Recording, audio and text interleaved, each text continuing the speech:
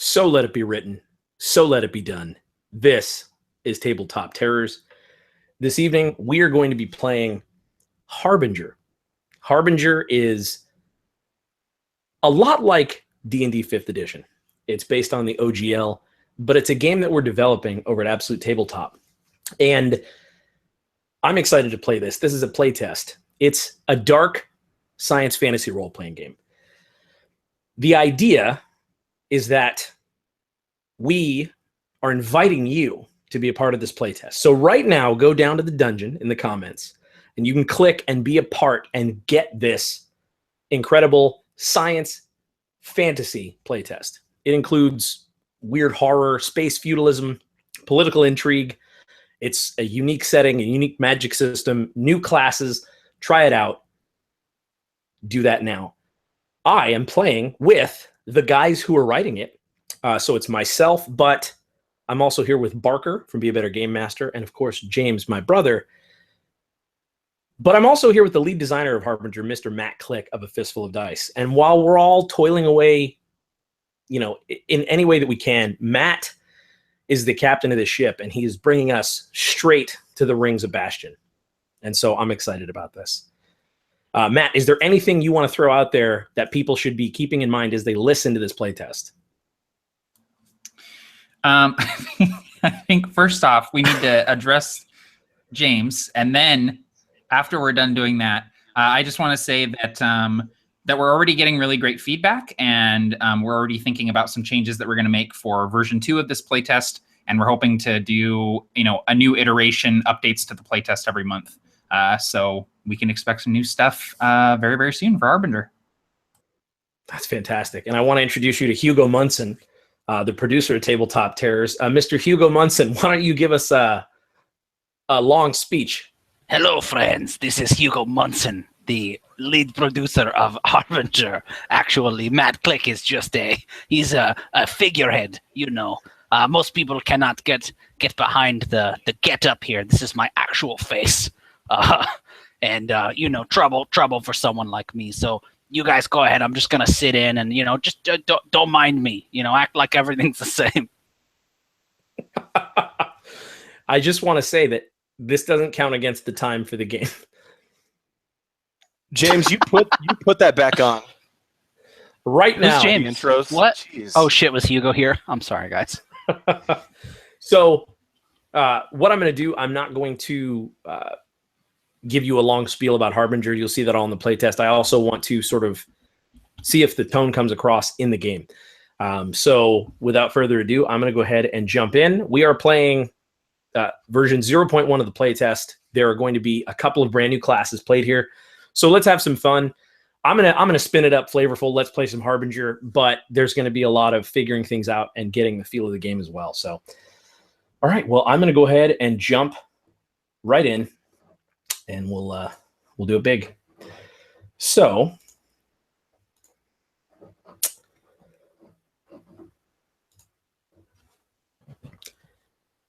you are formidable warriors who are known throughout the rings. I almost said that with a straight face. You're babysitters. You're delivery boys. You follow the excavators of Sept Larkin, and they're the best there is at finding and digging up Prelude tech. They rifle through the bones of worlds in search of forebear treasures. And you're the hired muscle, paid to protect them and their grave robbing. It's an easy job until it isn't. But the money's good. Sept Larkin is paying you 10 glinting apiece. And if you do a good enough job, the wreckage to a freshly derelict corvette. It's a hammerhead. Good bones. The Slipstream, you think it's called. You're on the freezing moon of Viscera. It's as unforgiving as it is beautiful. You're at Beacon Light. the only outpost for miles. And the excavators, they're running behind schedule. The crates aren't in the loading zone. This means that you have to help them with the crates. And you don't get paid extra to do it. As a mechanist fiddles with the door of a loading bay to beacon light, trying to get it open, describe to me what you're all doing as you prepare for the dangerous job of lifting forebear crates with your legs and not your back. So I imagine immediately that this is we're re-listening to, we're just receiving this whisper. This isn't in person. And I'm re-listening. I feel like Julius would be sitting back in a chair with his feet up on a console probably. And if either of the others were in the room, he'd say, "Man, listen, I know money is money is money. That guy never ceases to be an asshole."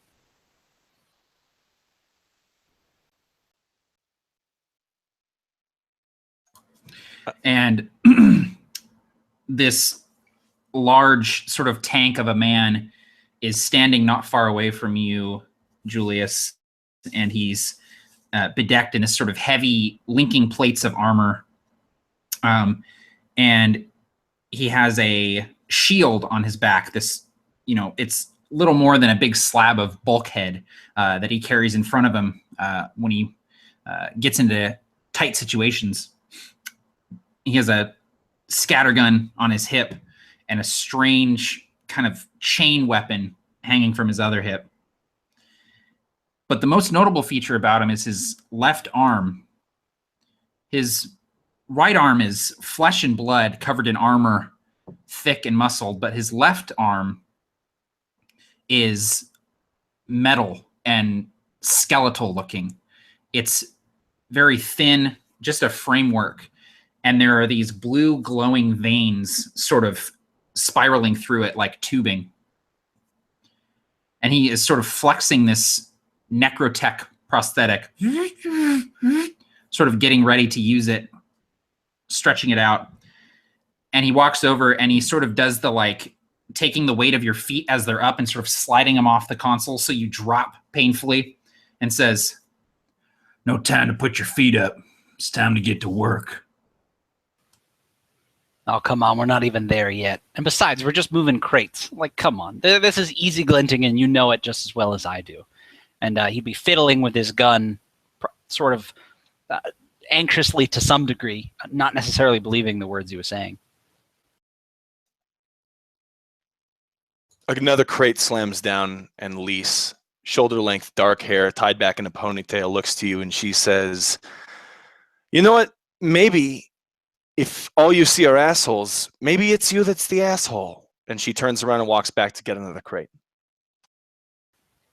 Yeah, and you're in the you're actually in this big loading bay for this base on this ice moon. So essentially, you guys are here at a place called Beacon Light, and you're supposed to be meeting these excavators. They're supposed to have the crates there and ready in this loading bay. And so essentially, you're just supposed to lift it, guard it, get it back to the main ship, and then leave the atmosphere. But you're on this ice moon. It's freezing. The crates aren't there, and there's no sign of the excavators. All there is this huge bay door. So, Julius, you would know that you probably have to now open this door in front of you. Huge, big enough for you to drive Felicity through, which is your enormous armored transport. And if you can just figure out the password, punch it in, you can get through, get the crates, and then get them back to Felicity or the main ship and get out of here.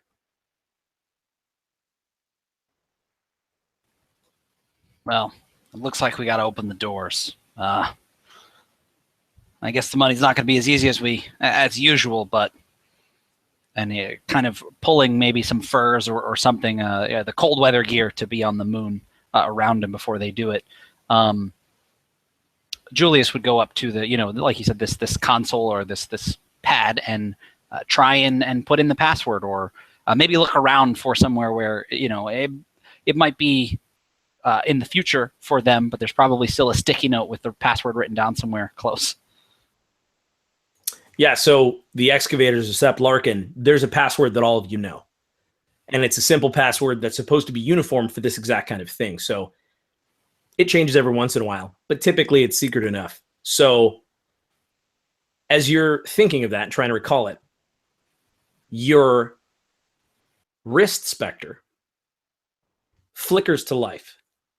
This sort of small face. Now, this particular face is not the welcoming, beautiful face of Felicity. This is your temporary specter, Vig. Sort of an ugly dude. It's a sunken face with a malnourished look, and he flickers to life on Julius's wrist, and he says, "The password doesn't appear to be working." And it's a number pad, or is it like runes or keys or something? It's just numbers, 1 through 9. Probably a little of both. It's a number pad with some runes on there, but it's like old tech, fat buttons. Well, then hardy. Julius would try like the first 4, you know what I mean, and then the last 4, the first 4 backward. Just trying a couple that are like, hopefully it's they didn't change the default kind of thing. Sure. So what I want you to do is I want you to use one of the new skills in Harbinger. I want you to give me a tech check. I also want you to look at your sheet because you're a mechanist. Is there anything that you can use right now in this situation to help along the party get through this door? So I suppose it depends. If it's just a pad, I feel like the arc tool probably wouldn't do anything unless I'm arc tooling it. But I can certainly make a tech check, of which I have, holy cow, a lot in it. And even with that, I didn't do so great. 15 on my tech check to try and kind of mess with this thing and play with it. Sure.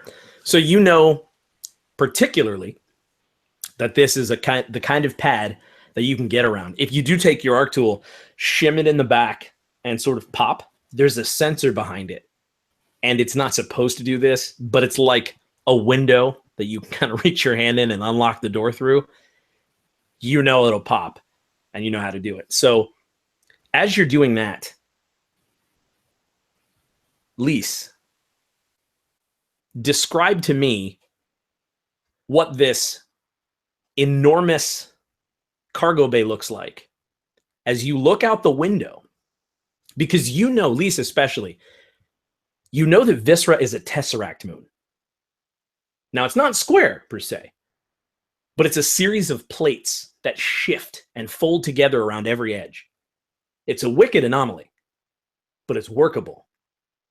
And you know that you have about 60 minutes before you shift and you're on an entirely different part of the planet, which would be very problematic for the jump out of the atmosphere. Describe to me what you're seeing through these huge bay windows in the ice and snow that alerts you to that fact. So are we in the bay or are we looking at the bay? You're in the bay. I imagine it's like this Okay. garage that you kind of have pulled Felicity in, and the crates were supposed to be waiting there, and now you're like, Okay. oh man, we got to get in the front door. What I would say is that there are, if you can let me, there are multiple sorcerers everywhere, I almost said astrogation. Astrogation. It was dumb. I didn't mean to. But utilizing these arts, these kind of these arcane, I would say, technology to keep this whole bay afloat in the atmosphere just above where all of this kind of anomaly happens, so it is safe from it. That's what I think they would do. Perfect. Yeah, absolutely that. And so you know this, and you can tell, okay, we've got about 60 minutes to find the excavators, get the crates, and get them back on board, or else it's going to be a long journey off this rock. I see, for sure. Oh, so do you want me to come up with a reason for that 60 minutes to be like a timeline because of the tectonic movement? Yeah, so essentially I want to know how your character would know this, or what would tie them to this to know that fact. No, for sure. There. Let me. Can I retcon that? Let me go over. There are things called flowbacks, and basically that's when people get stranded on rocks like this, on planets that experience chaotic anomalies such as this. And these flowbacks are when all of the shipments, all of the exports and imports have to basically flow back to the previous forward base that they left. And that because everywhere on this location needs to go on lockdown to keep everybody safe while everyone kind of buckles in, experiences the shift. This is something everybody's used to. And Lease is experienced. She's experienced in these serving as a mercenary on these worlds, tons of different types of worlds. And that's how she knows this is the case. And she looks up, realizes probably where the near star is in the sky, or the near world is in the sky, realizes maybe what time it is where they are, and notices that they only have so much time. And then she presents that information to her companions after the drop of another crate.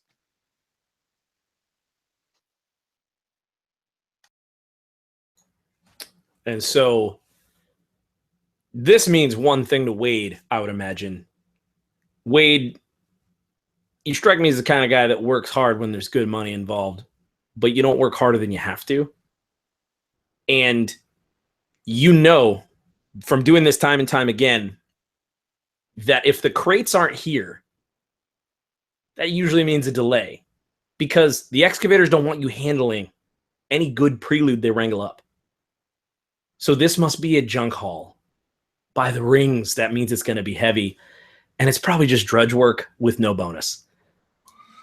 I would actually get on my Whisper link, and I would find like a general sort of open pulse, and the Whisper links are good out to a mile, and I'm just going to sort of open broadcast and say something like, "This is the crew of the Buffy down here, and we're supposed to be here getting crates. And, well, the excavators aren't here, and neither are the crates. We're about to open the doors and see if they're out on the surface, but would appreciate any help, direction." The only sound you hear is feedback.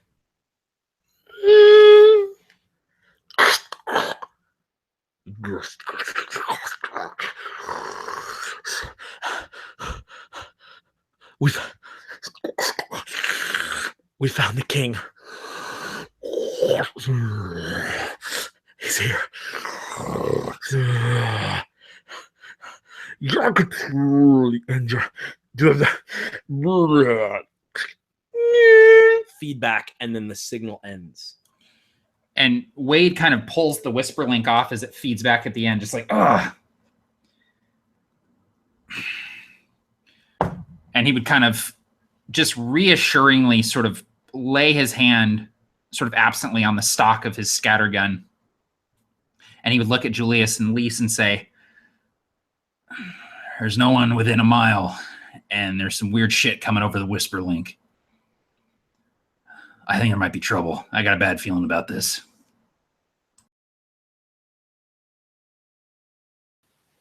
And still probably fiddling with this door, reaching for this sort of manual open.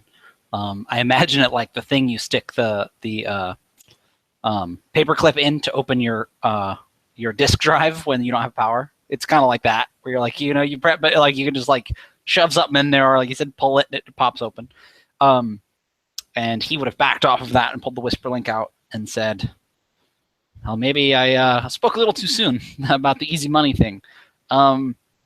So have you guys got the glinting to cover the what's the opposite of a bonus? I can't think of the word. The penalty? No, I imagine that's what you say. What's the opposite of bonus? I can't think of it.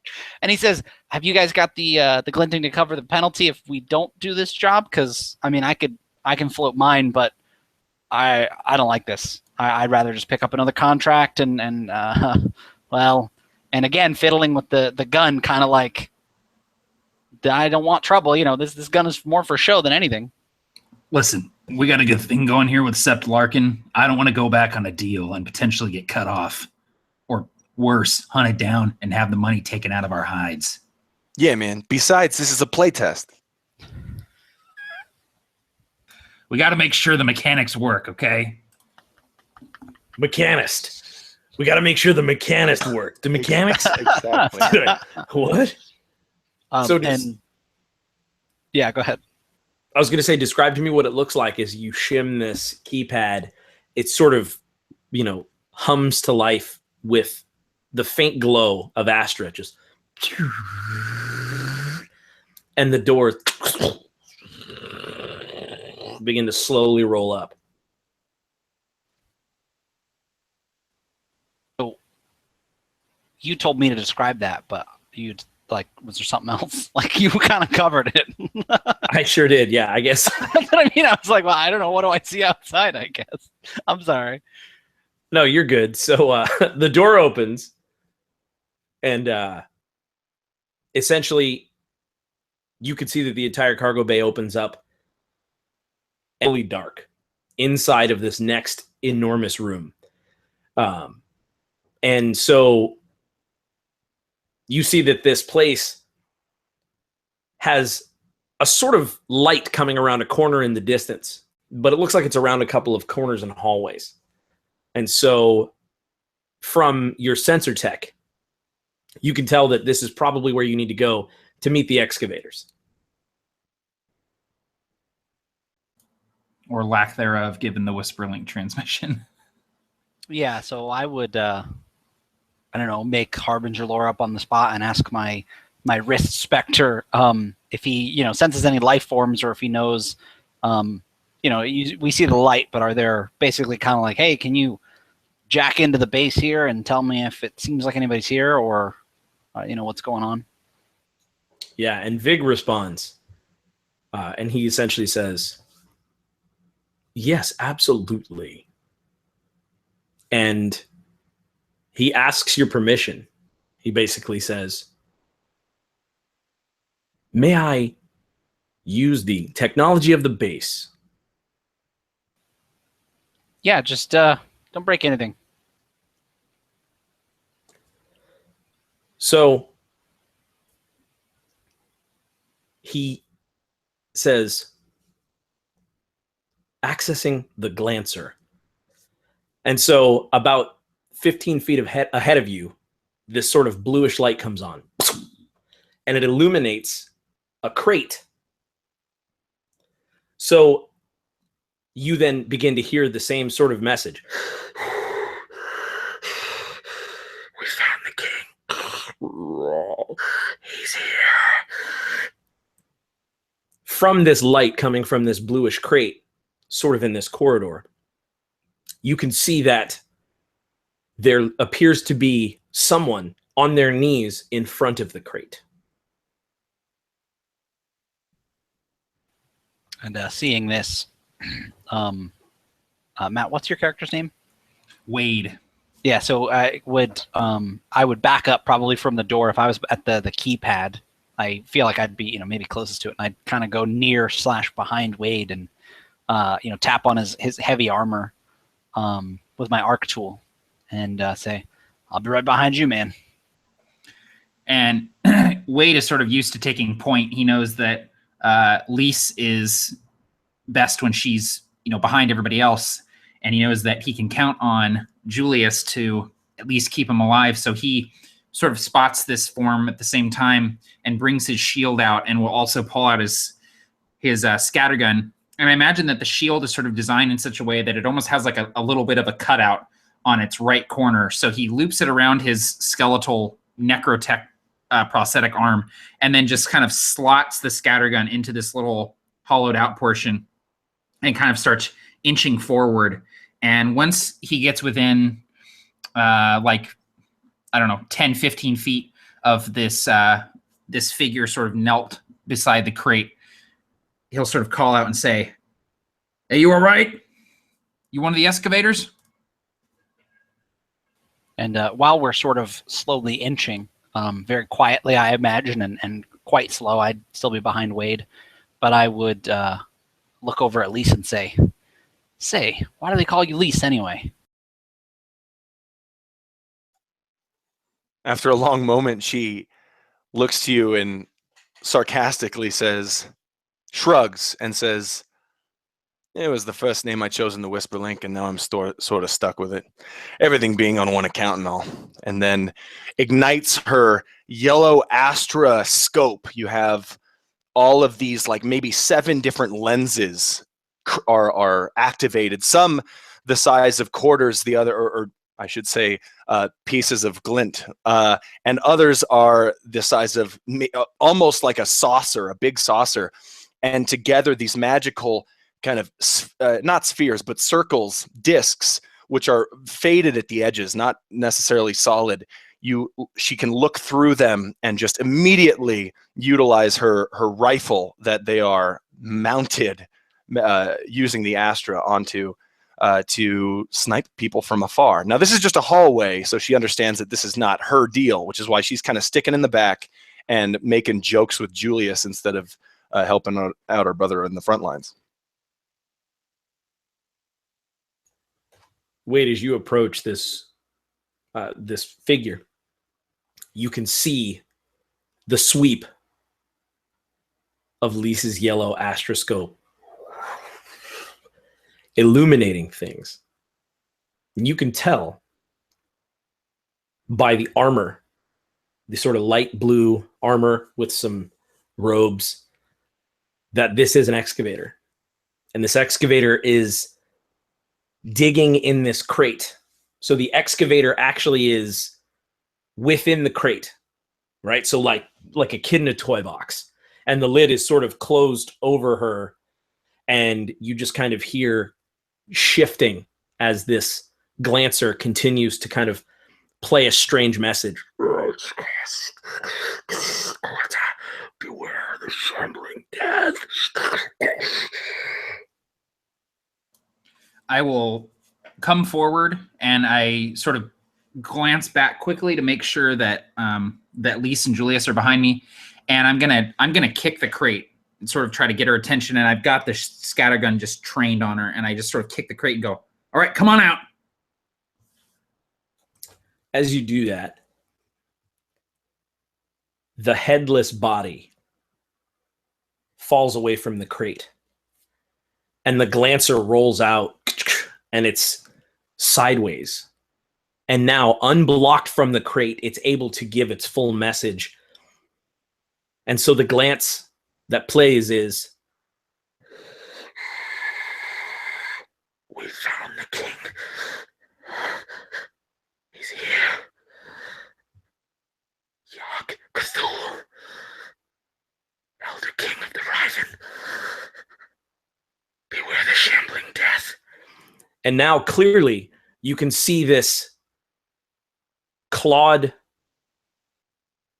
hand in the glancer rip the head away from the glancer. And you can clearly see that this must have been the last thing that this woman said. These are her dying words. You can also see from the light that this crate has several chromium dig saws in it. I sort of back away as the woman falls out, and it's clear that her head is gone. "By the rings, we got a cold one up here." And I'll sort of like kick her body away, kind of rolling it. And then I'll listen to that message in its entirety. And I'll reach down and I'll pick up this. You said it was like is it like a sort of like a little module, like recording module? Yeah, it's a little holocaster, essentially. This thing called a glancer, where it's basically playing the last thing she recorded, which is her getting her head ripped off. So I'll toss that back to Julius for him to either look at or store away. And then instantly I'm just sort of on point, just sort of sweeping the hallway. And if I could, I'll actually reach into my pack and pull out a glow rod, and I'll shake it to light it up, and I'll just toss it as far as I can down the hallway just to light our way and give us a little bit more vision. Absolutely.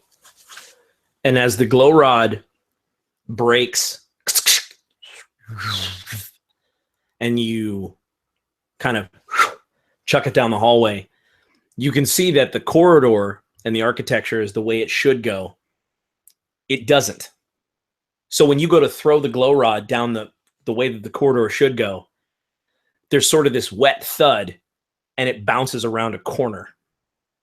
The light that's kind of coming off the glow rod is now faint, but it's casting odd shadows on strange shapes where the wall should be. There seems to be organic matter.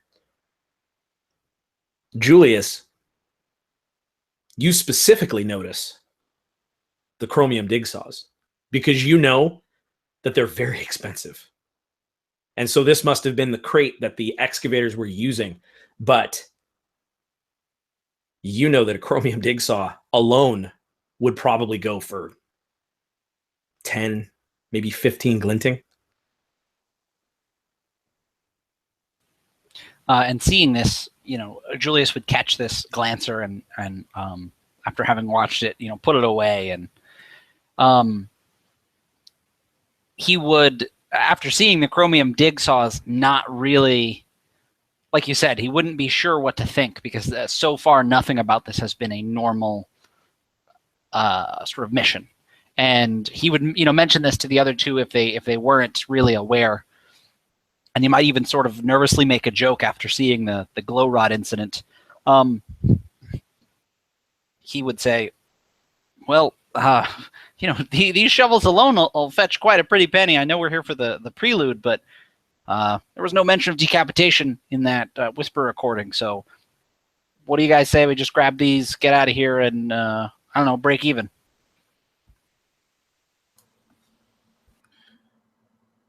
I would consider it for a moment.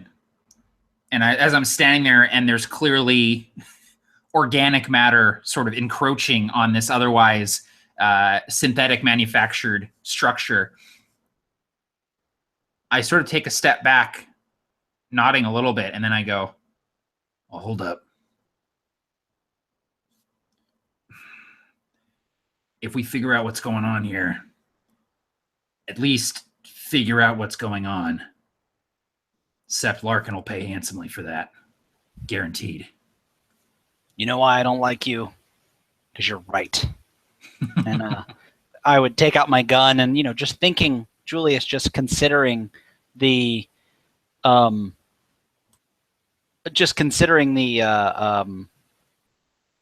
money, knowing that and it might mean the wreckage of a ship that could be worked on and fixed up. He would go a little closer, stepping very widely around this decapitated body, and he would look in and pull out one of the chromium dig saws and begin wielding it, I guess. So what a chromium dig saw is and the way that they use it is, that this thing is basically a super powerful, almost motorized blade. They're each fitted with ionized orichalcum tipped underbarrels to be put onto different fixtures, etc. Which means that the way that you can use this particular thing is you could attach it to your weapon as a standard action with no tech checks, and it takes up no slots in your current configuration. Then for sure I would do that. When you said chromium dig saws, I thought they were like big things that you drill into the earth with, not like a thing that people have. I was like, oh sure, yeah, no, it's just this little crate of chromium dig saws, these small shovels. Yeah, so absolutely on the short scattergun that I have, I would just absolutely put one of those right on there. And seeing Julius do that, I think Wade would kind of give this like, oh, I want one. And so he would kind of like back up and grab one of them and slot it into under the barrel of his short scattergun. And holding his shield and the scattergun that I have as well, Julius would say to Wade, "Look, you and me, we the same." And Lease will say, only because you didn't let me take my turn before you talked to Wade. And then she turns her sniper rifle into a Lancer, if possible, if that's something she can do. And then she carries on. So what this means to you as players is that your gun now can do 1d10 slashing damage as a melee attack. That counts as a standard attack action, so you can't shoot and do that unless you have 2 attacks. But if you do have 2 attacks, like a treader, then you can do that kind of thing. That will happen. Guaranteed. There's also a special chromium dig saw that shoots out of sniper rifles. It's a specially fitted round. You just put it through the breech and load it in, and it shoots out a little chainsaw end over end right out of the barrel.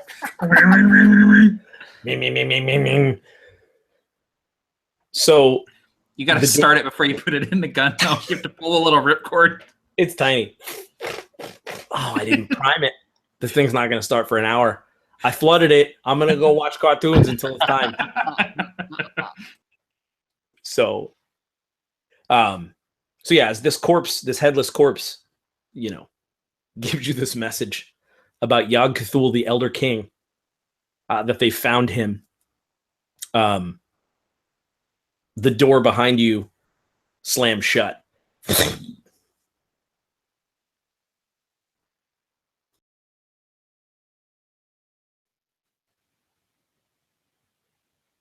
The door that we just opened slammed shut? Yeah, that door. Yeah, it slammed shut. Oh, I would I would look at Julius and go, oh, shit, check that. And I would sort of cover him as he went back. And Julius would sort of slowly try and find the best way to let Wade know that because I opened it manually and don't have the code, we're stuck on this side of it. We got ourselves a railroad, boys. Which is a Harbinger term for a mission that you just have to keep going forward on. I wasn't talking about D&D at all. Something here is testing us. It's playing with us.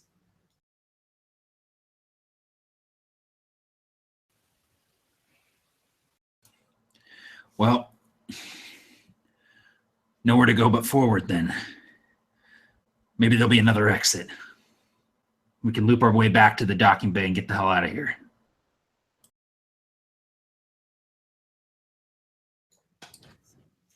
So as you continue forward, I'm assuming your marching order is going to be Wade, the human tank, followed probably by Julius, and then Lease taking up the back. Yep. As we see this yellow astroscope just kind of lighting up, and as you take the corner, you see that what you threw to light the way is now half enveloped in some sort of flesh. And the floor beneath you and the walls begin to sort of buckle and churn. And for about half an instant, you can feel the sweat under your armor. And it gets very cold, even though it's encased. And you see that the room begins to churn and shake and shift.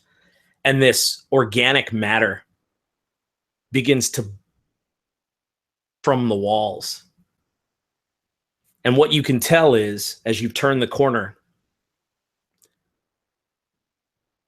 an enormous piece of something must have fallen through and crashed into this station at some point, covered entirely by the snow, unsuspecting to everyone. But now you have entered what can only be a splinter of the Harbinger itself.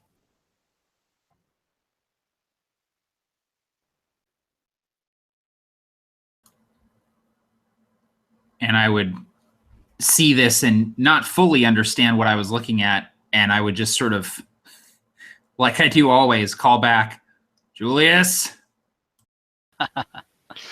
Can I do like I don't know what I would do. Let's see. Yeah, no, I don't really have a. I don't know. I just want to roll. Would Julius know this is based on when we are in Harbinger, is this like, oh, that's Harbinger stuff, or is it like, wow, I've never seen this before in my whole life? So to me, it's much cooler if you guys are sort of in the know, but it's one of those things where if you hear Tales of the Harbinger, then it would click. All the stuff you're hearing from around the rings and all the other places in the world, it's like, oh no, it's real. Like, that's the kind of thing. Like, if you hear about the zombie outbreak on the radio and you're like, wow, this is crazy. And then a zombie's in your house, you're like, oh. You're like, huh. That's the kind of thing I'm thinking.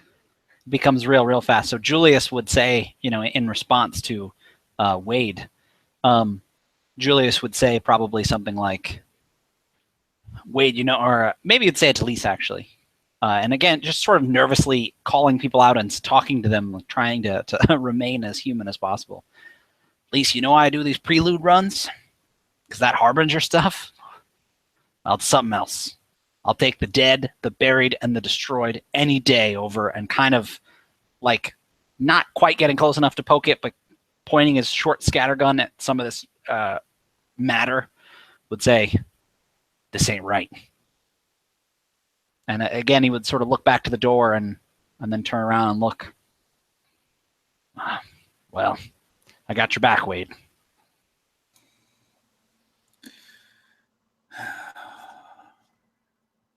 Yeah. And I imagine that, we do all sort of know what this is, but we may not have ever tangled with any Harbinger stuff before. And so I would sort of be very cautious, moving at maybe half the speed I normally would, sort of past this this shard of the Harbinger.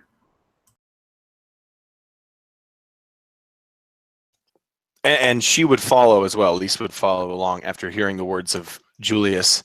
She would nod and continue the path, while trying to kind of stay away from some of the organic material as much as you can. Sure. And so essentially the splinter of what can only be the Harbinger has crashed into this frozen, ice base, and has, who knows how long it's been, but it has sort of taken up residence and it's begun to spread. And as you guys have kind of just stumbled into this, the room around you begins to enclose. And so the room comes to life horrifically. Eldra everywhere. This sort of old antediluvian matter starts shifting and shaking, and the walls begin to split.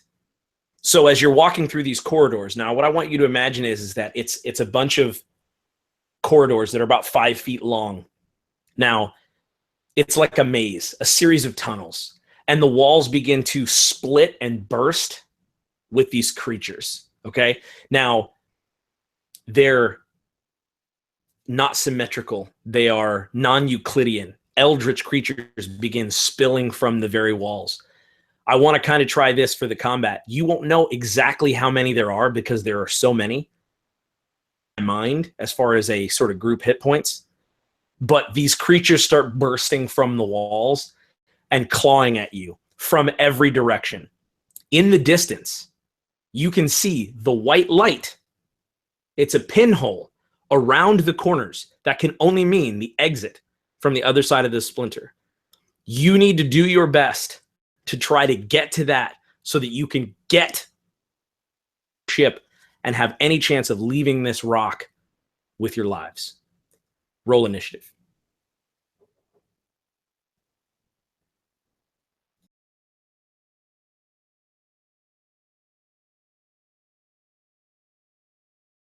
Thanks for watching so far. We got a ton of people watching, and so we're going to try some stuff here. I'm going to stress test this, so guys, just do your best.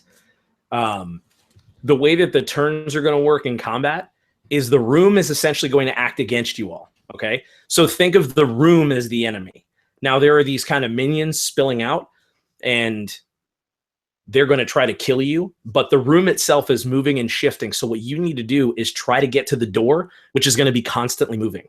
So this is now, I'm trying to create a sense of crazy moving space, eldritch horror. So the exit is in front of you far down these corridors, but you notice immediately that it sort of starts shifting.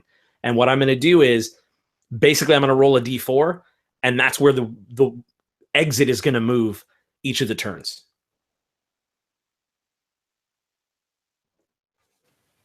All right. So Julius, what are you going to do? So we need to get to the other side. You said creatures are coming. Are they between us and the exit? Like currently? Not yet. They're spilling from the walls. This sort of maze, this tunnel maze, they're spilling from the walls. And so you have about before they can sort of claw their way out of this membranous, fleshy sort of hive. Yeah, okay. So basically, shield and scattergun in hand, Julius would look, see the other side, know that there's nothing good happening behind us, and he would make a run for it. And basically, when he comes to maybe one of these creases or something, I'd use my move action to move. But as he's like running by, just like fire into one of these holes, both barrels. All right. So what I want you to do is when you say your move action, you're going to try to move 30 feet, right? Yeah. Okay. What I want you to do is you're only going to be able to move half of that. So consider this entire room, difficult terrain. Okay, yeah, perfect. So then, like I said, just running, probably realizing as this stuff begins to maybe seep up from the floor, or like you said, just is becoming the room. He starts to, kind of trudge and have trouble and almost trip, but looses both barrels into one of these sort of crevices or some of these monsters that are coming out. Total, I got a 19. And I am using both barrels, so I have I'm going to find my D10, and then I'm going to tell you what I have. So my scattergun does 1d10 plus 3. And if I use the secondary barrel using both bullets, I get to add 1d6. I know how to play this game and read at the same time. Wait. So this creature is in front of you, multiple mouths on every side, different tendrils and sort of tentacles, and it sort of oozes out of the wall, lurches at you, and finds purchase on your weapon. You blow the thing's arm clean off. Just now, what I want you to do is I want you to think about this fact. As you do this, this black Eldra sludge sprays all over you. So since you're within 5 feet of this thing, the way that it works is that your weapon, any metal or wood weapon, is corroded. So since you deal damage, the weapon takes permanent and cumulative -1 penalty to damage rolls. The D&D rule. For the sake of Harbinger, your weapon is going to take 1 condition damage just from being 5 feet within these creatures and that acid blood kind of raining all over you. Awesome. So I did 10 damage total. And like I said, I used both barrels. Hell yeah. And now I have to look up the weapon conditions, because I imagine it's a worn scattergun. It actually doesn't say worn. Matt, what do you think? I was going to say that's your call, because to me, you're doing this stuff for Sepp Larkin. I would imagine you'd be outfitted better than most. Yeah, so it would now be worn. My thinking was, if we're level 5 and we've been hanging out together, like the Mechanist has probably made sure our shit is like pretty well repaired, like before we go on the mission. So I imagine that our stuff is not worn going into it. Okay, so basically the gun is worn now, and what you mentioned about the -1 isn't what we're doing. That's the D&D, but it's worn now. Correct. Basically. Yeah. Now you have a worn weapon. So basically what that's to try to do is say, hey, this is a really dangerous room, because if you're within 5 feet of anything and you hurt it, your weapons, your armor, everything is going to corrode from this Eldra blood that squirts all over you. Yeah, sounds good. So, loosing, these both barrels, this corrosive blood would get on the gun and maybe some of my armor, and I would realize that it's beginning to corrode and probably be more careful next time. But with that, that's the end of my turn. Perfect. Actually, Awesome. wait, sorry. Spheroids are a bonus action, right? Yes. Yeah, bonus action. All right, so I'm going to do that as hell, too. I am going to look up the spheroids again because I just left that spot. And while you do that, at the end of each of your turns, essentially, I'm going to roll a d4 to see where the door moves. So it moves 20 feet. If you're facing it, it moves 20 feet to your right. And it's sort of shifting upwardly a little bit. You might have to climb to get out of this crazy place. Awesome. And so I would, as well as the other things that I did, I would pull out one of my spheroids, one of my support spheroids, and throw it on Lease. So Lease, you will get a spheroid die, which because I'm level 5 is a D8, and you add that number to your armor class until the start of your next turn.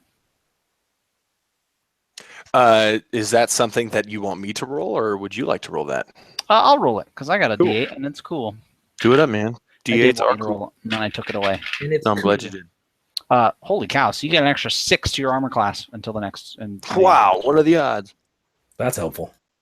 Can I make a suggestion? Yeah. You should wait to activate that until your turn. Otherwise, it's gonna Oh, last good point. like 3 seconds. Yeah. In my mind, I was True. thinking it should happen right now. So yeah, it's on you, and we're gonna keep that roll because it was awesome. But you do you when you need it, because I think we decided that it just can happen for you anytime, right? Yeah. And we made that clear. in Even the as a rules now that reaction. you can just do it whenever you want. Yeah. So basically, the next time you're about to get hit, just remember that. Remember that Cool. 6 extra. I will Yeah. remember that. That's what it's for. I All won't right, keep wait. the 6, though. You're re-rolling that. Wade, what are you doing? Doesn't Lease go before me? Yeah, at least does go first. Oh, James, you're fired from initiative. No, I said a swear word between it, and then Barker typed it again later. I didn't read through the whole order. I typed it again. Did I type it again later?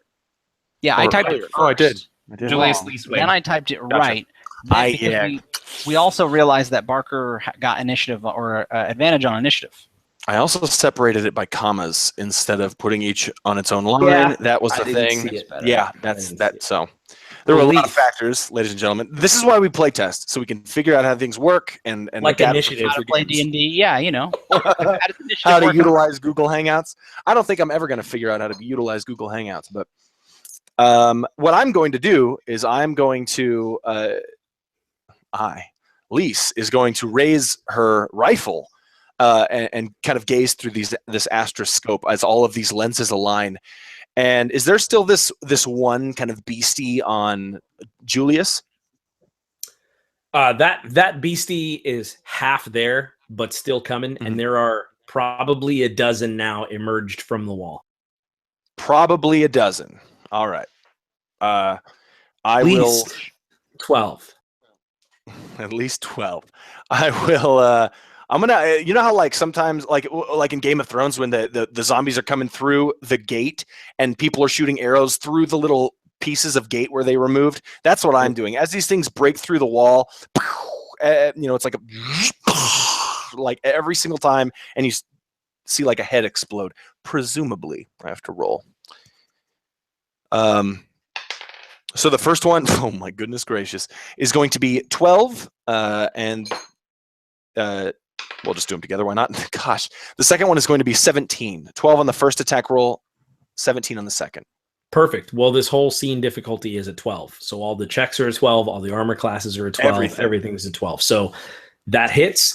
So I want you to deal damage and then narrate what it looks like as you use an astroscope to do your thing. Okay, so 15 points of damage. I'm sorry, I hit twice.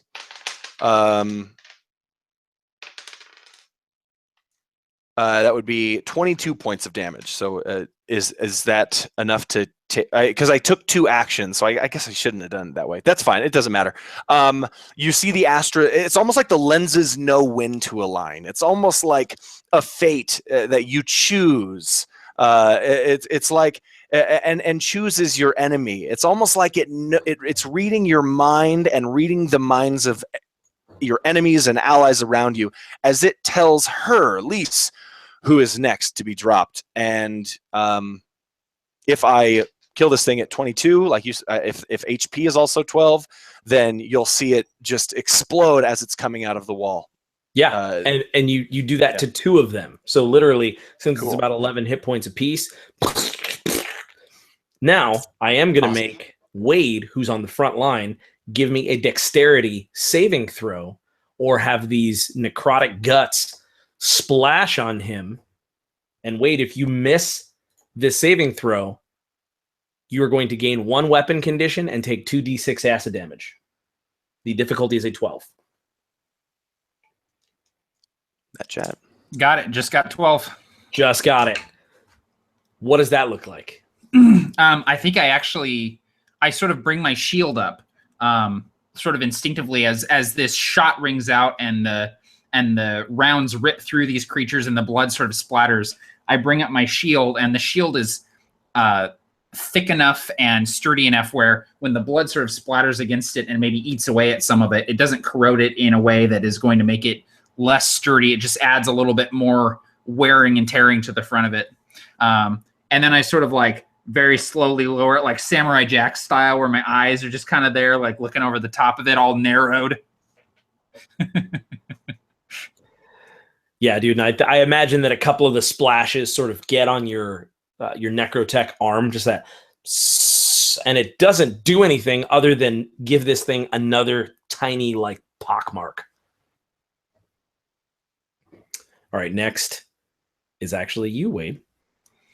So I'm sort of looking at this mob of creatures, these creatures I've never seen before. And I see that their blood is acidic. I've seen the damage that it can do. I see it eating away at Julius's weapon. And so I decide that the best way that I can help my comrades is to clear a path. I want to be the armored shotgun-toting Moses in this situation. And so I'm going to sort of put all of my weight behind my shield and just rush forward. Because I'm a shredder, I ignore difficult terrain. I just sort of charge through, choosing my steps very carefully. And I'm going to try and bowl over anyone I can in front of me and get as far as I can. And you are able to do so. Since you ignore difficult terrain, you're able to actually run toward the door, which has moved 40 feet to the left. So now it's almost like through these crazy writhing tunnels full of creatures, you can see the light moving sort of on the, what would be considered the roof. Now, as you run, you have the epiphany as you're using this gun that has this dig saw on the front of it, that if you fired up the dig saw, you'd probably be able to do some pretty gnarly damage to the walls, but you're also going to have to suffer some of the effects from this Eldra blood that would just absolutely bathe you. So that's a choice I'll let you make. Yeah, I leave the dig saw quiet for now. I'm just going to try and shove through using the shield. And as I do, I would say on the whisper link, get behind me. Follow me out of here. I'll clear us a path. And you start knocking the bodies to and fro, these sort of shambling creatures that aren't very strong. And you start carving out this sort of pathway, right? So you notice to your left, boom, there's a nice opening. You're just knocking them out of the way. And I will say that with your shield, I'll allow you to go ahead and actually knock one of them totally prone, taking them out of the combat. All right, now the room goes, and I have pre-rolled while you guys were going just to make things quickly. So, Wade, first you, as you're doing this and kind of knocking things, hither and yon, this tentacled arm from the room reaches out and grabs you in the back and begins crushing you, okay? So what you are actually going to do is you're going to take 6 bludgeoning damage and 14 acid damage as this hand begins to just wrench, and you just hear You must bow before the king. Lease, as you're using your scope and as you're aiming and going through and picking these things off, one in particular has gotten outside of your purview, and you see too late this bladed sort of long mandible that hacks into your leg and just starts sawing. And you take 7 slashing damage and 11 acid damage as this thing just hacks at your leg. And finally, Julius, I can see as you're kind of chucking these spheroids and doing all manner of things, one of these things just bursts up from under you and sort of just starts clawing and gets a hold of one of your arms. And so I want you to give me an opposed grapple check. You're looking to beat a 16. I beat it on the die. All right, so you beat it on the die. And as you are able to sort of wrench free, this thing still does 8 acid damage to you. As the blood is flowing and as you're knocking these things over and as the walls begin to spill and its guts begin to sort of pour and seep into the room, this necrotic fluid is flying liberally. And you just smell the metal burning. And that puts us back to the top. And Julius, it's your turn. So as far as reloading weapons, that's my action. That's my standard action. I know It it's can not be an action or a bonus action. reloading a weapon. Yep. Oh, We cool. had this exact conversation during the first playtest, and you had the same reaction of just like, Yeah, every time I'm like, I always think you can't attack on the same round that you reload. Is always my thought. You can use a bonus action or a regular action to reload a gun that uses ammunition because you're essentially just slotting in. It's not like a crossbow where you're putting the thing on there, pulling it back, like having to get it ready, It would be more like a bow. Gotcha. Okay, so with that said, I'm actually going to use my action to reload the gun. Like you said, as this, I opposed grapple this thing, and I move closer to where the door is now, that same 15 feet. I don't know what that is. And The door, I forgot to roll at the end of the room's turn. The door is now 40 feet up the wall, so it's in the air. Okay, so I'm not literally levitating, but up the wall. So this sort of mountain of moving flesh, and there's a doorway that you can visibly see about, maybe 120 feet away, but it's about 40 feet up now. Yeah, so Julius would continue moving closer and loading, pop open break the breach of this short scatter gun and filling it with more shells, closing it up and fishing for another spheroid. And this time he would grab out a medical spheroid and throw it over to Wade, knowing that he just took a whole bunch. My favorite baby. That gives you 1d8. I know you wrote the game, but I'm going to tell you anyway, for you and the help of the viewers. 1d8 of healing when you want. It would give me 1d10 since you're a fixer. Oh, because I have the healing drones. Man, my character sheet's wrong. That's so weird. I must have put it wrong. Man, whoever made that is... Yeah, no, that must have been my fault. I just typed the wrong thing in. Cool. I'm going to use that immediately, actually, and I get 10 back. So that's awesome. Thank you. And with that would be probably the last thing I do. Like I said, I move closer to the door, load, but instead of loading as my bonus action, I would use my bonus action to give Wade the spheroid. Perfect. So your weapon is loaded, and this spheroid just flies through, probably hitting a few things on the way. And I imagine that it immediately sort of lands on his back, and with this, between a spray and a laser, it sort of cauterizes and then puts some antiseptic on that acid burn.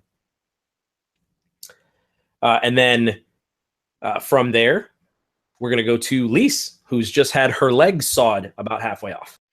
Well, this thing is going to get a taste of its own medicine because I've recently equipped a dig saw to the front of the sniper rifle, and she is going to do what needs to be done to activate this thing as it lets a high howling squeal out. She's going to bring it down on this thing in an attempt to kind of bayonet it with this with these spinning volatile blades. That's perfect. So essentially, you're going to do your normal attack, and then if you do hit, you get to do some sick damage to it. I do hit. I do, and that's D10 slashing you mentioned earlier. Yes, sir. Which gives me a total of 6 slashing damage. I am going to take another attack because I get an extra attack on my turn, and do it again if that's okay. I'm just going to continue shredding this thing left and right. That was a natural 20. I always forget how you do crits here, Tim. Do you do max damage? I like to do the way. Let's do this. Let's do Crazy Eldritch Harbinger, max damage, and then double it. Oh wow. Okay. All right. So that's that's crazy. But also, you're using a dig saw on this thing's face at close range. So I am. It makes sense. It really does. So that's 34 points of damage. As I finish this thing off, I imagine it falls limp. You said that the one was still coming at Julius. Is this thing fall down? Yeah, it absolutely does. And I think the dig saw is running so hot, just that it's running so hot that the Eldra, this blood that would normally just splash all over you and give you those kind of damages, to represent the nat 20, it's cauterizing it so that it's just these flecks of hardened Eldritch material. Awesome. That's beautiful. I also, what does it take to use this spheroid? Just you rolling the die and saying you're using it. Okay, so I don't know. No, I don't need like an action or anything like that. I can just. No, man. I'm not going to use that 6, but I rolled a 6 myself, so I'm going to take 6 points of damage as she utilizes the spheroid sent over to her via Julius. But nothing slows her down. So the one I gave you was actually an armor class one. Ooh. You know what? Will it end? Okay. Then I won't use it. You know what? Then what I'll do? I'll send it spinning. I'll send it spinning around me, ready for use. I do like that little flavor. I like it. A little flavor. Save. All right. But nothing slows her down. She has an extra attack. So, excuse me. She is relentless. So she can take an additional action, and she is going to raise her sniper rifle and attempt to pop 2 more of these with her extra attack. The first one will hit, and the second one will also hit. Both were 16s. Give me some damage. 7. The first one is 12 points of damage, and the second one is plus 5. Plus 6, that's 11 points of damage. Oh, perfect. So the first one and the second one, maybe just a kneecap. I love it. And it sort of shambles forward, disoriented, not knowing where's up, and just sort of writhing and shambling. Yeah. Is there anything else you'd like to do? No, not at all. Just feel happy about blasting the crap out of these 2 guys. And you do. And Wade, you feel this spheroid. You can't tell if it's the cold of the metal or the cold of the antiseptic in this very cold place. What do you do? So I'm going to... Did either of my comrades move, or did they just stay put and continue fighting stuff? So I moved 15 more feet. Julius moved. Okay. I stayed put. So I think that I'm going to stop and wait. How far away is the door, or the light, rather, just the exit to this tunnel from me right now? So in the scuffle, as you're moving, shifting, it's about 60 feet. Okay. But it's about, at this... Oh, actually, you know what? It's about... Oh, you're so lucky. It is slowly shifting back down at this point. So it's 60 feet ahead of you, and it was above you. But it's this writhing porthole, this sort of, aperture made of flesh, and it's slowly leveling off to where you are, about 60 feet away.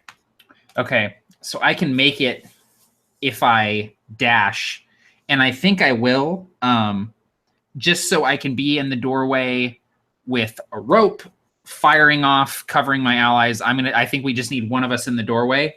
So I'm going to, if I can, use a dash action and move twice. So 60 feet total because of my treader ability to ignore difficult terrain. And I don't know if someone's going to get in my way or what, but I'm going to attempt to move 60 feet and get to the door. Sure. Yeah, the way I'm going to do it, just because it's so this room is so packed with these things now, you can absolutely do that. But what I want from you is a strength check to just push against the weight of all of these eldritch limp creatures sort of trying to claw at you. Give me a strength check. Would this qualify as athletics or just basic strength? Sure. No, athletics, absolutely. Using, your counterweight and all. Yeah, because I got proficiency in athletics. So that'll give me 18 total. Perfect. So you're pushing through, and you're just, as you're dashing, you're moving about the pace you would if you were at a normal run, because you're having to just push the weight of these creatures. Yeah. And several of them fall out the door as you make it to the hole. Yeah, I imagine it's sort of like a Captain America type situation where I'm running, and if one gets in my way, I just slam him to the side, and I'm just sort of pushing through. Once I get to the door and I push some of them out, what am I seeing on the other side of this door? So you see a beautiful spaceship that will get you home on the other side of this door, surrounded by the bodies of all the excavators and a few crates that look pretty tempting. But the gate is down on the ship. You can easily run and make it to the ship, probably 60 feet. Okay, so I will sort of turn around, plant my shield, and over the whisper link, I will tell Julius and Lease that there's a ship over here, and they just need to haul ass towards me, and then I'll cover them as best I can. Perfect. And that's my turn. So that comes through the whisper link on everybody, just like haul ass. It's Wade's familiar baritone.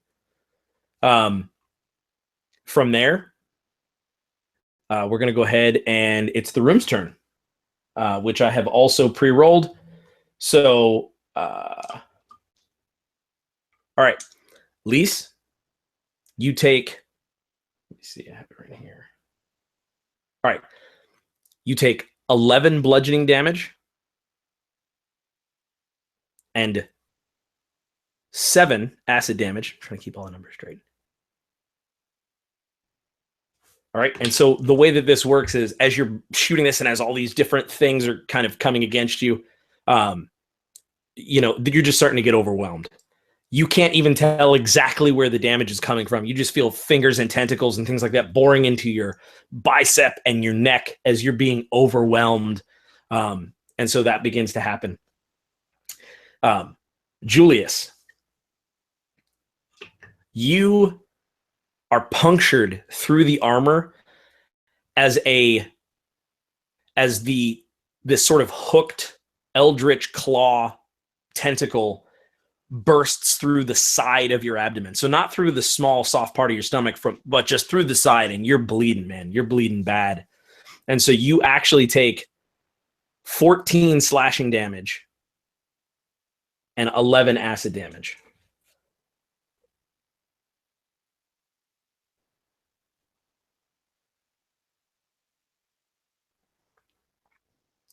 All right, Wade, as you're doing this and as you got your shield out and as you're like trying to use this rope, etc., I want you to make a will save.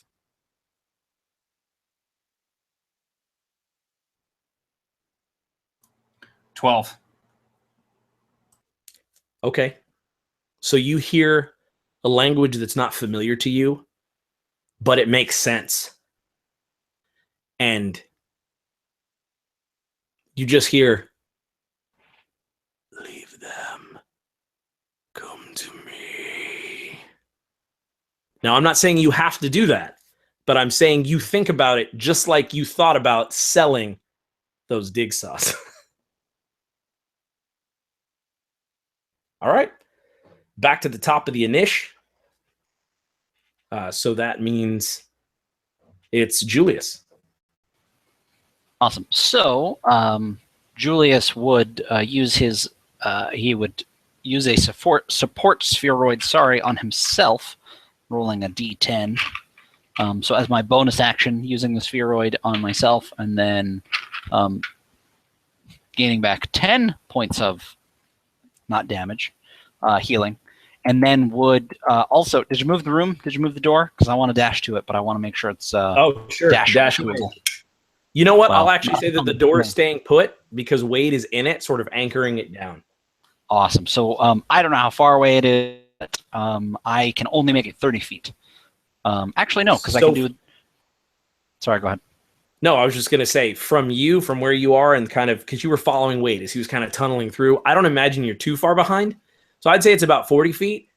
I'll let you do it, but you have to make a dex save to sort of avoid slashing and everything. So I'll let you take that extra 10 feet at a cost.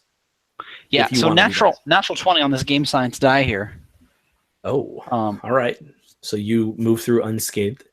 Yeah, I imagine as soon as he started running, I'm right behind him, and I'm just drafting like he's a semi. I'm just behind, like kind of ducked down a little bit, being careful not to shoot anything near me, as not to corrode myself. And yeah, I would follow right after him. That's perfect. And so you're there. And so you're sort of like grabbing onto this shield, and you're in the doorway, and you can see as you're doing this, you can see Lease being overtaken as these sort of tentacles and this shambling creatures just sort of, do what they do, which is corrode, destroy, eviscerate. All right. So that brings us back to, sorry, I'm having to scroll all the way up for the initiative order. I think I'm next, right? My death saving throw. So your death saving throw. My death saving throw. Just add some armor class to yourself. I screwed up, apparently. What's up? Yeah, no. I should have done that last turn. It just occurred to me. I thought about it, and I was like, I'm not going to remind him because I want to drop him. Well, I guess I didn't understand how it worked, but go ahead. I was saying I screwed up because I didn't give you a health one. That would have saved you. I'm like, just give everybody the health one. Like, come on. Hey, man, if I used the AC one, I'd be perfectly fine too. I don't know. Maybe not. Maybe actually no.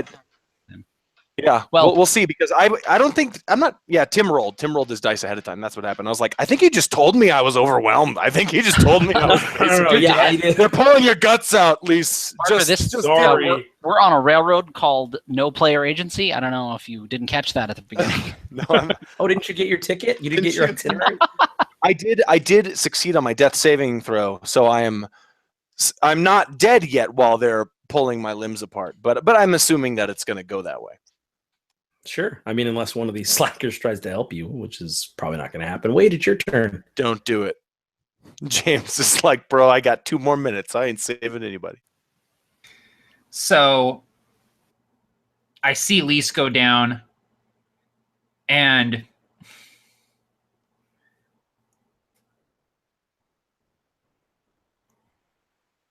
I start running back into the tunnel, and I imagine that as I'm doing this, the look on Julius's face is like, what the hell are you doing? And I sort of, as I run past him, I put a hand on his shoulder, my flesh and blood hand, and I say, get the engine going. And I just sort of shove past him, and I'm going to put 2 rounds. First, I'm going to use a bonus action to activate energy weapons. I channel Red Astra. I just... and my scattergun kind of takes on this red glowing sort of misty appearance, and I'm going to fire twice with my scattergun. That'll be 19 on one. No, I'm sorry, 16 on one and 9 on the other. So I'm assuming the 16 might hit. It does. The 16 does hit. Right. I want you to describe to me what it looks like as you start clearing this pile that's sort of overtaking her with this Red Astra. So I imagine that it's just sort of this glowing blood red buckshot that just emits out of this scattergun, and it's just and these things are just getting vaporized by the Astra augmented pellets of this buckshot. So that'll be on the one that hit, it'll be 7, 9 piercing damage total. Perfect. So let me tally that up here. And I use my bonus action to activate energy weapons, so I can't reload right now. Okay. So at the point with which these sort of red asters, the room begins to just sort of like fold in on itself. This room has had enough. It starts to sort of eldritchly climb. These eldritch creatures just, and so when this room dies, you're probably going to die with it unless you're able to get out. And it's the room's turn. I did not pre-roll this time because I was talking. So let's see. All right, so the first thing is the room is going to attempt to just collapse in Wade, just like a tidal wave of flesh, trying to reverse Moses you. Reverse osmosis. Okay, that's a 19 on the die. So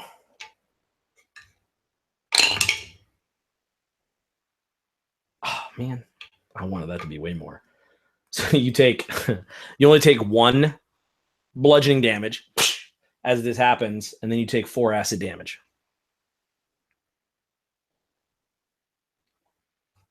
And then I'm gonna, man, nat 1. All right, so Lease, I guess that he's saving you at this point. I wanted to kill one of you for real. And then James. I just rolled a 1, a 2, and a 4. Dude, it's fate. So I'm in the door. Is this still getting me? I mean, I know you didn't roll. No, well, it's trying, but it wasn't. If it was going to get, I was going to roll and try to hold you there. Yeah, I was going to try to grapple you, but I'm not with a 4 on the die. All right, the room's turn is over. It's Julius's turn. So Julius would take what Wade says to Hart, but first would grab a spheroid out, a medical spheroid, realizing how stupid he was for using an armor class spheroid on his buddy last time. By the rings. And he would throw it to Lease. And with that, actually, Matt brought this up. I finally went over my Astrofade limit. I got a roll on my table here. It's not my table, but on the Astrofade table. Because I am at 4, and my Astrofade limit is 3. So to explain very quickly what that is to the viewers, when you use any sort of magical effects in this game, you take what's called Astrofade. It's a risk-reward, brand new spell system. James is now over that, so he has to roll on a table to see what happens. I'm getting the risks, baby. All right, so I roll a 1d6, and because I exceeded my Astrofade limit by 1 at because I'm currently at 4. And so I rolled Tier 1 Astrofade, which means that it's a 50-50 shot. This first foray into your fade could be good, it could be bad. So it's that risk-reward, mention of what I was talking about. So I rolled the 2. So I'm going to just read straight from here instead of describing it so people know how cool this table is. The Astra stitches your wounds and mends your broken bones. Regain 1d4 hit points. Boom. 3 hit points back because I decided to help somebody out.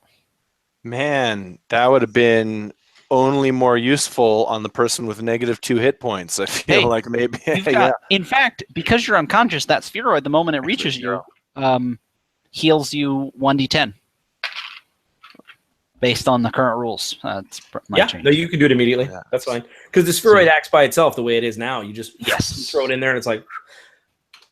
Then she comes too. To my birthday party because I invited her. And she said she might not make it. She's waiting for the piñata and all the gorditas and chalupas and the secret base. As her eyes open, just amidst this sort of writhing, massive shapes, you see Wade charging toward you in this red Astra, and then you see Julius in the doorway disappear.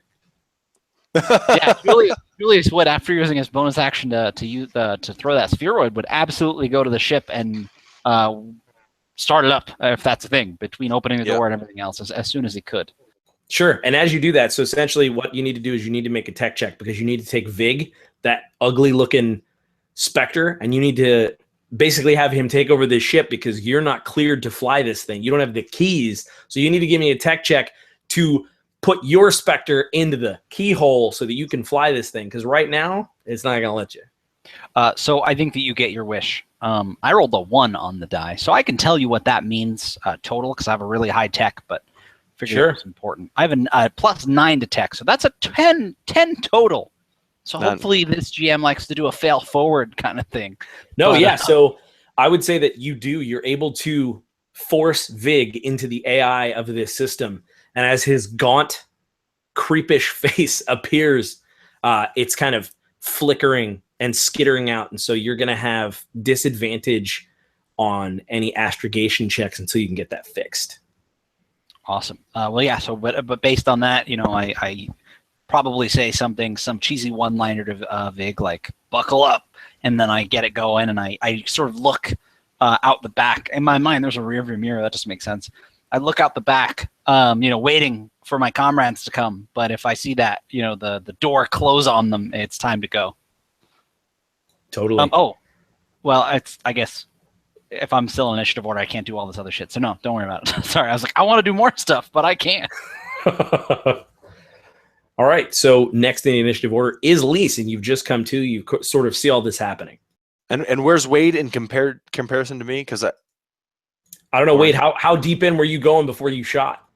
So I would have moved 30 feet. So I imagine that Lease is around 30 feet away from me now at this point.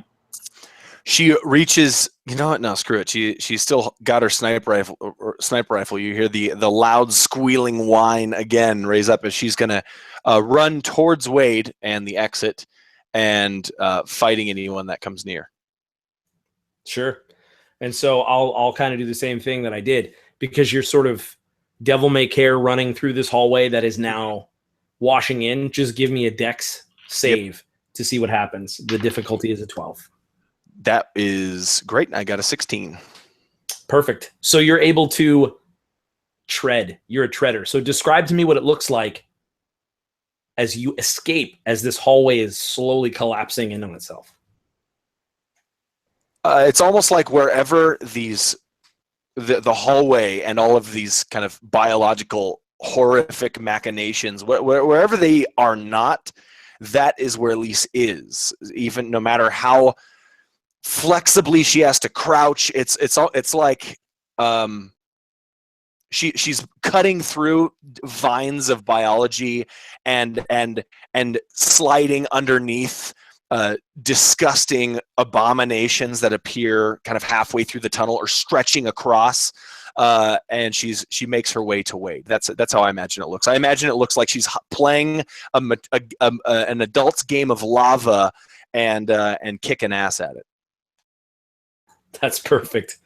And Wade, it is actually your turn as you sort of see Lease hop next to you and then sort of away from you just a little bit. Yeah, and I'll look at her and I'll say, nice to see you up and moving. Let's get the hell out of here.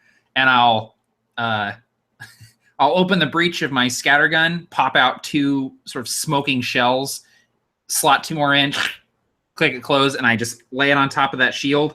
And as I'm backing up, I'm just like taking shots as I'm backing up with Lease running behind me. So I'm going to take another 2 shots. Highest I got is a 14. Okay. So essentially, okay, so let's say you're able to succeed. You tell me what that looks like, and I'll tell you what happens. Well, if I miss, I would just take my Relentless and do my action surge here and take an additional action and do 2 more shots.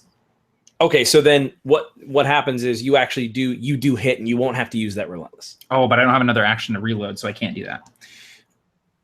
Okay, so... You have a bonus action?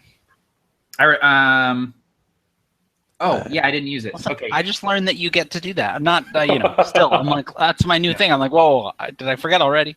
Yeah, I forgot that I did energy weapons last time. So, if one of the... Oh, it's because I reloaded this turn. That's why, James. Because I couldn't reload last time, so I used my bonus action to reload this turn. You described it, but I didn't. Yes, think of. I totally forgot about that. So one of the shots hits, and I imagine that it's one of the creatures that was sort of like clawing at Lease while she was on the ground. It sort of managed to get itself up, and it's sort of charging towards me, and I just sort of like very slowly like bring the shotgun down and like wait till the last possible second, just like, oh, I'm not going to miss this one. And as soon as it's like right up against my shield, I just blow its head off, and it just this disgusting matter splatters behind it and against my shield. And if I need to make a save or something to avoid getting splattered by it, I will. But I just point blank shoot this thing. You muted, Timbo. I guess I didn't click it hard enough. Because I did this like fade away, like a no look. I like clicked and I looked down and I was like, I was like, all right. You did and then you did an ollie on a skateboard while you're doing it. I was like, I jumped over this trash can. It was awesome. It's a fingerboard. He's tech decking while he's DMing, man. He's got the plastic half pipe in front of him and everything. So essentially what happens is that this room, as you do that, the room loses any sense of structure that it has. And so it starts just crashing in on itself. So as you blow this thing backward, you see the room collapse in, and it's sort of coming at you in a wave. And so in its final throes, oh, buddy, that's a crit. So in its final throes, as you're exiting, as you're kind of like, and this thing explodes in front of you, the room collapses in. A more powerful, spectral, black hand reaches and grabs your necrotech arm. Feel a cold in your arm that you have never felt before. And so you are effectively grappled by this dark power, but it feels okay, almost like you want to stay there. And it's Julius's turn. So Lease made it out, right? Yes. So the thing that Julius forgot last time is the crates. He got the ship ready, but as Lease is running up, he would yell, "Get the crates, or grab the crates, or grab a crate." I don't know, just something. I guess there's no hurry otherwise, right? In my mind, I'm like, we gotta run from this thing that isn't in there. So it's funny you say that, because you do know that this is a tesseract moon, and you know that you're reaching about the time when the whole entire planet is going to shift. And if you don't get up in and into the atmosphere, the entire thing is going to shift at a weird angle, and you might be stuck down here for days or weeks because no one else is down here. So you have maybe a cozy 10, 12 minutes, depending on how hard the snow is pushing, to get out of here before this tesseract moon shifts. Dude, I want to get up in that atmosphere. So with that, I would tell Vig, keep the engine running, and I would run out to see what was going on with Wade, as well as help Lease maybe grab some crates. Basically, assuming Wade either made it or he didn't, but probably not expecting to see him half making it. Basically. So, essentially, what you're able to do is, if so are you trying to get the crates, or you're telling them to get the crates? Well, I would go get some crates. I would go probably, depending on where they are, if they're close enough, I would absolutely go, start putting the crates in. Like I said, in my mind, there was like something chasing us. I needed to sit right at the controls and wait, but I'm like, well, like you said, I mean, there's a time limit. I imagine Vig keeps reminding me of it, but I would, if it's possible, probably go and start loading some crates onto the ship. No, absolutely. And you can do that. And they're heavy. And I imagine that you're not really the heftiest dude. So you're kind of scurrying and putting things, and you can see like this valuable prelude tech sort of like rolling around, and some things are breaking as you kind of, get it all onto the ship there. Lease, you're I did a moment ago. I said that you've escaped. You essentially are close enough to escape, but perhaps that didn't happen yet. I'll leave that up to you. Okay, cool. I was under the impression I was 30 feet away from Wade when I was running out, so I imagine that one turn is 30 feet. I would have just gotten to Wade as he blew that thing's head off, right? And I might even be spattered with the goop. But because she's, I don't know, maybe because she's so swift and dexterous, yeah, she definitely might find her way close to the exit and make it. So that's totally up to you, man. No, I mean, we'll say that she's at the exit. Mm-hmm. You can choose whether or not you walk out or stay and help Wade. Do I see the hand that's grasping him? When she pauses Yeah. and looks back in this moment, do I see the hand? Yes. Well, then no one else would see this, but she would see the hand, this dark hand, become larger in her astroscope. And she will help a brother Wade out as she fires one shot towards the hand. And is this when you tell me this is a hallucination? This is Wade's butt. You just shot Wade's butt. No, man, this is real. 22 for the first one and 16 for the second one. As she All right, takes so her. Go ahead. both of those hit. Mm-hmm. Oh, yeah. 7. It's 12 plus 15 is a total of, oh my God, what is wrong with 27? Thank you. Nobody. Thank you, me, for coming up with that answer myself. Me. I found it my damn self. Okay, yeah, I fired 2 shots and hit for 27 damage. So this astral hand that could presumably only be, the hand that was being spoken about on this, this message that kept playing over and over and over again. Perhaps this is Yog Cthulhu, the Elder King. Perhaps not. Perhaps this is just a lesser writhing. But either way, you blow the middle and ring finger clean off of this spectral hand, and it sort of dissipates and rides back, kind of.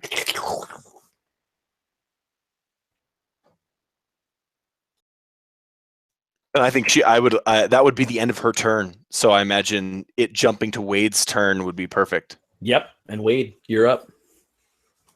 So I imagine that hand was sort of almost pulling me down into the mass of organic matter in this hallway, almost like quicksand, and I would sort of be sinking into it and not really knowing how to struggle against it. And so when the hand is shot and sort of flails backwards, I would sort of lift myself up on my somewhat malfunctioning necrotech arm. It's just, and there's maybe like sparks coming out of it and maybe some wispy blue sort of astra escaping from the tubing.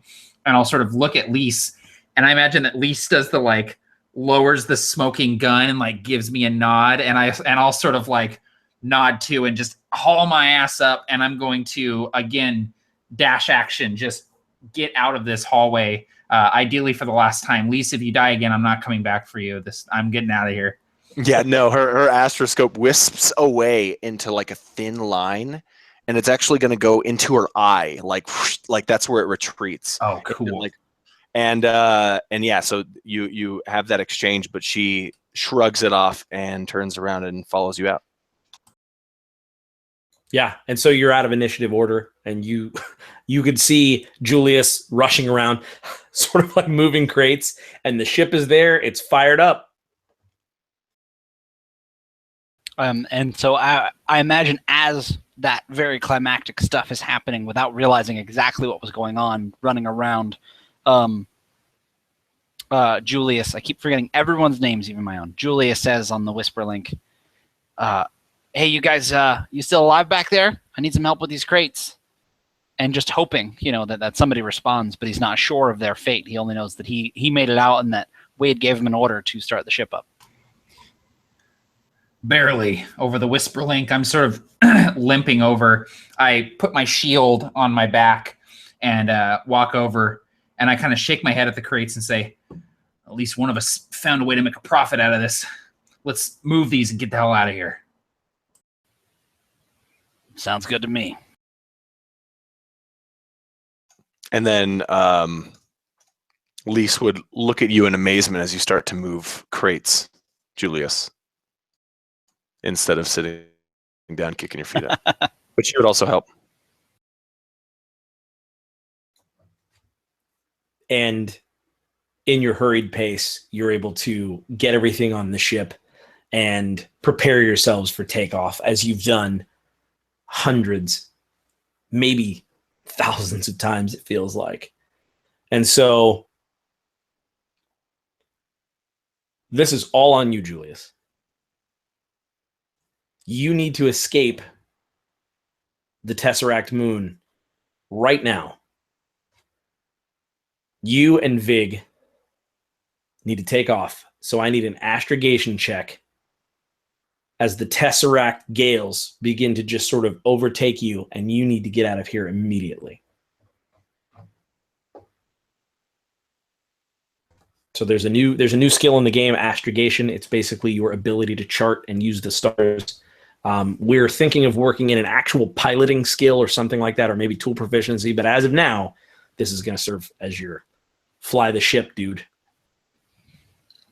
Oh, a burp came through my nose. Julius says over the whisper link. As we crash into the side of a mountain. What a way to go with a pop. The recorded dialogue on that black box is going to be very interesting for people to uncover. So I don't have astrogation, but I add my intelligence, which is 3, and that's a 17. So 20 total for figuring out how to get us out of all up in the atmosphere and not going the wrong way and getting us stuck. That's perfect. You barely escape as you see this Tesseract storm of violent white ice and snow closing in on you. And just for a second, what seems like forever, you're snowblind. You can't see a thing. Relying on your gut and a lot of luck to get out of here. But with that astrogation, you're able to break through the atmosphere. What are the final things you say to each other as the crates scattered throughout the deck, smeared with the blood of the excavators? Your minds. Wade would say, he would come up behind Julius, who I imagine is, sitting at the helm of this thing, the flight yokes in his hands, and I'll come up and I'll lay my necrotech arm on his shoulder, and I just say, "Good job." And then the arm will sort of tighten, like really painfully, and I'll go, "By the way, when you get a chance, could you fix my arm?" And upon feeling it on his back, Julius will shudder a little bit, being a little put off by necrotech, but knowing it's important. And then, like you said, the pain, and he kind of just winces through it, and he says, "You too." Yeah, sure. Lease will nod, make some sort of noise of recognition, just happy to get off this rock. But she swears just for a moment as she glanced up at the cockpit and saw Wade and Julius there. She swears just for a second as she blinks that she sees a darkened spectral hand around Wade's leg. But she blinks and it's gone, and it must have been her vision as she turns away and tries to get some sleep on the journey. And the specter that hovers above the sconce of this ship as you float through the rings, as you attempt to get back to Sepp Larkin. Vig, this replacement specter, flickers in and out for just a moment. And even though specters can't feel emotion or show emotion, this previously gaunt face seems a little more ghoulish, just a little more skeletal. And as you're falling asleep, Lease, and you sort of see that hand and brush it out of your mind, you'd swear that you almost saw Vig's face grin. But that can't be possible. And that's where we're going to end it. Awesome. That was so much fun. Very fun. That was awesome. It's I love that I got a chance to actually play Harbinger. Like that gives me a totally different perspective on the rules and stuff. So that's awesome. That's what I wanted, man. That's what I wanted. And it's weird because I was fighting all my instincts because I had to like move it along and railroad you guys. I'm like, look, this is playtest. It wasn't just like, hey, let's explore these characters. Like, hey, let's use some mechanics. So yeah, absolutely. I caught myself narrating things. I'm like, I want this to happen so they can try this. And I want this to happen so they can try this, playtester wise. So it was fighting my inner DM because I was like, door opening. I was like, look, I need this door to open because I need to move forward right now. Yeah. No, dude, totally. I appreciate that. So, yeah. But this is Harbinger. And if you're watching, thank you so much. It was a blast. The thing I will say is that even running this, it has a distinctly different feel as a DM. And it's sort of weird in a great way because it didn't ever feel like D&D, even though we were using the guts and the bones of D&D. Does that make sense? Like it does, but it doesn't. I don't know. It's very odd. I got that sense when I was running it too, where even though you're using the familiar like rules, it doesn't necessarily feel like those rules. Yeah, and I want to say that's like 70% tone, but something I think somebody already mentioned is like... Now tone I can get into. And a few people mentioned in the chat, like we were throwing all kinds of like brand new words out there, like not calling it a longsword or not calling it a, I guess there weren't many instances for us, but basically just owning like, dude, it's called this or it's called that or it's this. You know what I mean? It's not like my broadsword. I hit him with my broad. I'm like, no, call it a cool thing, and it's Harbinger. Yeah, I'll say that 100%. That none of this is officially canon, but what I like to do is test stuff out in game with player reactions. So instead of throwing it in the chat and going, "Hey, let's call the money glinting," I thought I'm just going to say 10 glint or something like that, and just see what the response is, or dig saw or a glancer, instead of a whisper link, like making screens a glancer. None of that's official. This is something that is all going to get run through the four of us. Specifically, Matt is going to make the final call on a lot of this stuff, but trying it out like that is just fun, and just throwing crazy words out there and seeing what sticks.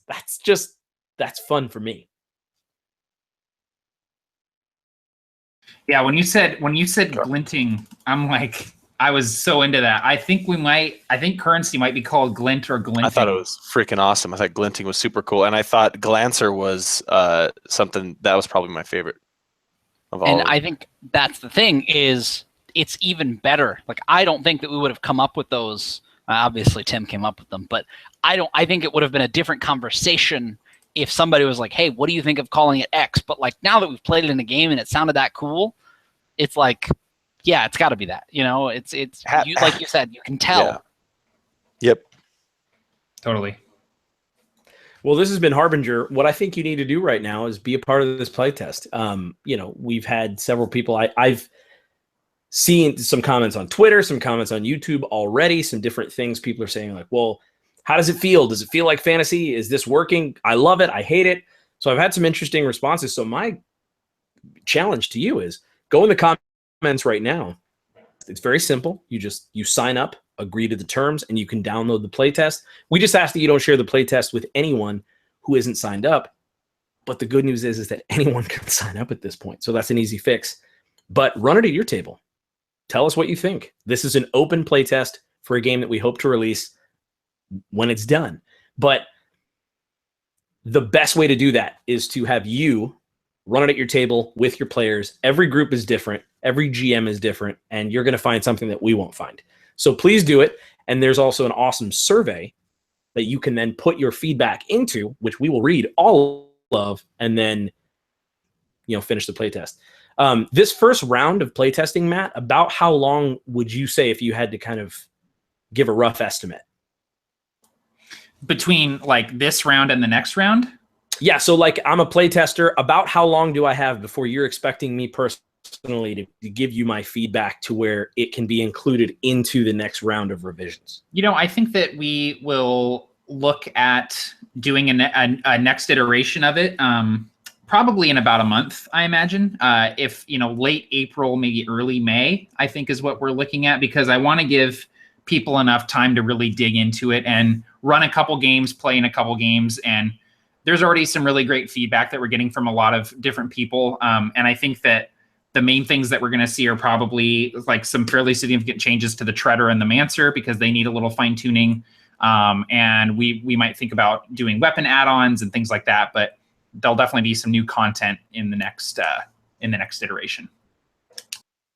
Perfect. So, and we haven't talked about that internally. I super just put Matt on the spot, but the reason why I did it is just to tell you, you have plenty of time. There's plenty of time to run this, like he said, a couple times, maybe playing it a couple of times to really get the feel for the system, try things, try to break them, see how you can find loopholes. We're looking for all kinds of feedback. So anyway, we'll close this out. We'll go ahead and do some outros, and I will start on my left, and then we'll go to the right. So I'll start with Mr. Barca. Hello, everybody, and thanks for watching. This is awesome every time. I love Harbinger. I never realized, and I know a lot of people have said this, but I didn't realize how much I wanted space fantasy in my whole life, and here we are. So, or science fantasy, rather, whatever you want to call it. But I feel like Harbinger started as multiple things for multiple people, and it is slowly but surely chiseled down into something that I feel like we all kind of have an idea of what Harbinger is now, and it's super dope. And a lot of that comes from the help of people who join the playtest and submit their surveys and like just play the game and let us know simple things like, I like this, or it's all in the survey. But thank you all very much for joining the playtest and helping us out, because we'd never be able to do it without you. And that goes for pretty much everything. So thank you all very much. Jimmy. Yeah, I gotta say all the same things. It was really fun. Like I said, the tone is absolutely there. The rules need a little tweaking, but I feel like obviously playtesting really helps that. I mean, it was clear immediately, like, oh, we need to change that or this. So really awesome. And lead designer of Harbinger, Mr. Matt Click. Yeah, this was great. And Harbinger is a universe that I'm really enjoying exploring, just, discovering new things about it. And yeah, it's just been a lot of fun in this whole process. And it's really cool that people are like playing Harbinger. Like there's a couple other Harbinger games going on right now, and there's some other ones happening this weekend. So it's great. If you're interested in checking it out, again, the link is in the description. We're not putting a cap on it at any point that we know of. We might get to a point where we're like, okay, now it's overwhelming, so now we need to stop. But for now, just it's open for anyone that is interested. So thanks everyone for watching, and there'll be more to come. I want to thank you guys for watching. I want to thank you, the players. You guys, it was awesome. It was a great play test. Thanks for hopping on the railroad. I do want to say that if you want to see some of those games localized, and if you want to see just a bunch of cool hype posts and interesting theory discussions and things like that, check out the Absolute Tabletop Facebook group. That's also down there in the dungeon, in the comments. If you scroll down a little bit, you can just join the Absolute Tabletop Facebook group. You'll see tons of Harbinger art, posts, pictures, discussions, as well as types of RPGs, different cool inspirational things. And it's a great group, so come and join if you want to be a part. We're going to end it here. It's been a blast. You're going to see more of these in the future. And until next time, may your dice roll high.